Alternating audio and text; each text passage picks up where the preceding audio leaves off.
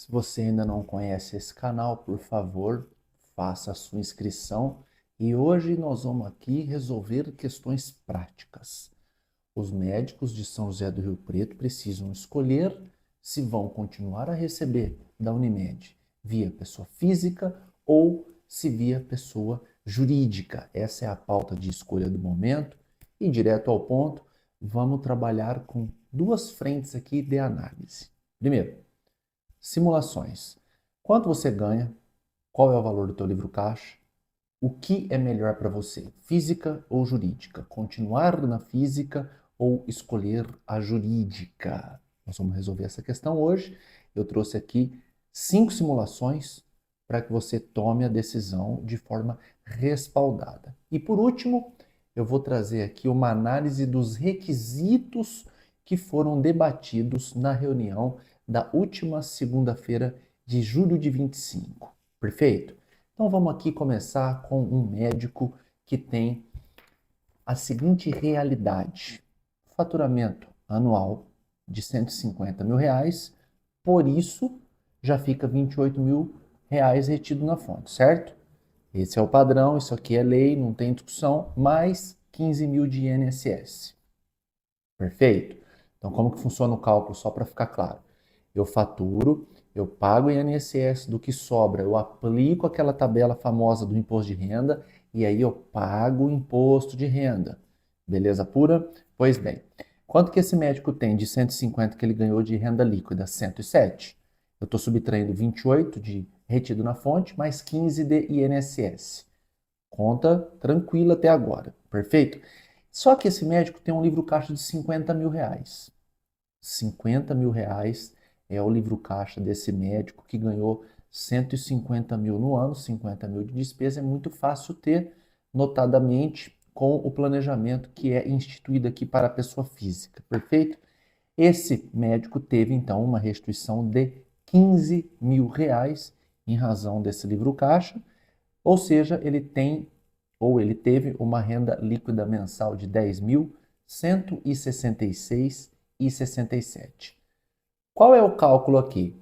Renda menos INSS menos tributação X. Eu tenho aqui um denominador de lucro primário.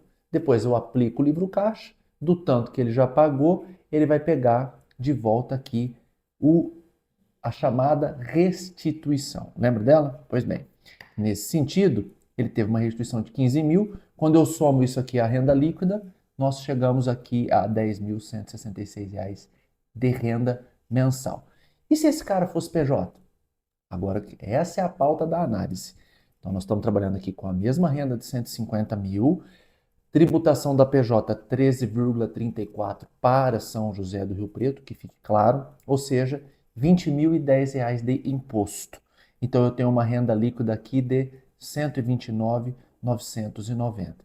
Eu não tenho restituição, porque eu estou faturando via PJ, então eu tenho uma renda líquida de 10.832,50. Significa dizer 665,83 a mais por mês, 7.989,96 por ano, ou seja, 6,55% a mais de renda no bolso do médico dentro desse contexto simulado. Perfeito? Vamos progredir. Simulação número 2, fica comigo. Fica comigo porque eu vou trabalhar aqui dentro da tua realidade, tá? A simulação número 2 é de um médico que ganha 250 mil reais por ano e tem um livro caixa de 150 mil reais. Vamos lá? Pois bem, o médico ganha 250 mil, fica retido na fonte 60 mil reais e ele paga os 15 de INSS. Esse INSS, ele é oscilante, vai oscilar muito pouco, mas a gente está trabalhando aqui muito próximo do teto, tá bom? Ou seja, ele tem uma renda líquida de 175 mil. Restituição, nesse contexto, de 40 mil reais. Dentro de 40 mil reais, a renda líquida dele é 17.916,67. Renda líquida mensal. Ok? Tá comigo? Vamos lá. E se esse médico fosse PJ? Teríamos uma renda média de 250, que é a mesma renda que nós estamos avaliando, para saber qual a melhor tomada de decisão. Tributação 13,34%, significa R$ 33.350 por ano, tá? Pessoal, acompanha comigo, quando é por mês eu falo mês, quando é ano eu falo ano, tá? Significa uma renda líquida de R$ 216.650 ou renda líquida agora mensal de R$ 18.054,17. Significa dizer que esse médico ganha mais na PJ R$ 137,50 por mês ou R$ 1.650. Vocês viram como é importante avaliar o livro caixa? Olha só. No primeiro médico avaliado, na simulação 1, o médico ganhava 150 mil. Esse segundo ganha 250, ou seja, 100 mil a mais. E ainda assim sobrou menos dinheiro para ele. Por quê? Porque o impacto do livro caixa é significativo, tá? Isso aqui não vai ter padrão. Nós estamos identificando aqui, né, parâmetros de cálculo, né, players que podem ser análogos, mas a avaliação individualizada é a coisa mais importante, tudo bem? Vamos lá, número 3. 350 mil reais de renda anual, imposto retido na fonte 90 mil reais, INSS 15 mil reais, renda líquida, né? Faturado menos INSS menos imposto de renda, sem segredo, 245 mil reais. Esse médico também tem uma despesa de 150 mil de livro caixa. Quanto que ele restituiu? 50 mil reais. Ou seja, renda líquida mensal de 24.583,33. Se esse cara fosse PJ, renda de 350 mil, tributação de 46.690, renda líquida 303.310. Renda líquida mensal 25.275,83. Ou seja, esse cara aqui ganhou por ano R$ 8.310 a mais na pessoa jurídica. Vocês estão percebendo que em momento algum compensou aqui ser pessoa física, por enquanto, né? Vamos para a simulação 4. Renda média, R$ 550 mil por ano. Imposto retido na fonte, 140 mil. INSS, 18.630,70.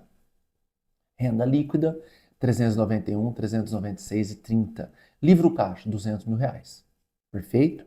Para quem ganha 550, um livro caixa de 200, tá normal. Quanto que essa pessoa, que esse médico restitui? 60 mil reais, ou seja, a renda líquida mensal de 37.614,11.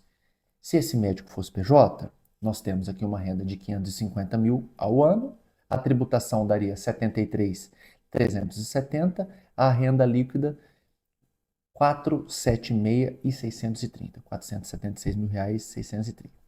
Renda líquida mensal 39.719, ou seja, por ano ele ganhou a mais na PJ 25.261,08, significa 2.105,09 mensal. Perfeito? Vamos para a última simulação, simulação número 5, para a gente trabalhar depois requisitos e orientações. Fica comigo. Médico agora, qual que foi a renda dele? 950 mil reais esse ano. Tá? Ele teve de retido na fonte 250 mil, o INSS de 18.630. Vocês percebem que o INSS não oscila, só está oscilando aqui entre 15 e 18, porque 18 é um teto. Se é teto, é teto. Perfeito? Livro caixa, 300 mil reais. Tá? Restituição, 87 mil reais, ou seja, renda líquida mensal de 64.030, 64 mil reais. Perfeito? Se esse médico aqui fosse PJ, como que seria? 950 de renda, tributação de 126.730, renda líquida de 923.270, ou seja, renda líquida mensal de 68.605,83. O impacto significativo de mais de 54 mil reais ao ano ou 4.500 reais por mês. Tá? Então, aqui em menos de 10 minutos, eu te expliquei como tomar essa decisão. E agora nós vamos avaliar aqui um checklist que eu montei da reunião de ontem para que possamos avaliar não só a parte matemática, mas algo que seja necessário aí quantificar em termos jurídicos e não só financeiro-matemática. Vamos lá. Requisitos e orientações para a adesão como PJ. Vai ter que ter uma pessoa jurídica, né? É óbvio, se você vai receber via PJ, você vai ter que ter uma pessoa jurídica, tá? Essa pessoa jurídica, ela pode ser uma sociedade simples ou empresário, perfeito? Tá.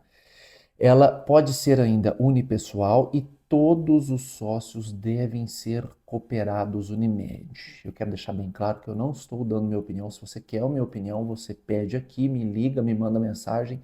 Aí é outro contexto. Isso aqui são requisitos passados na reunião, ok? Pois bem.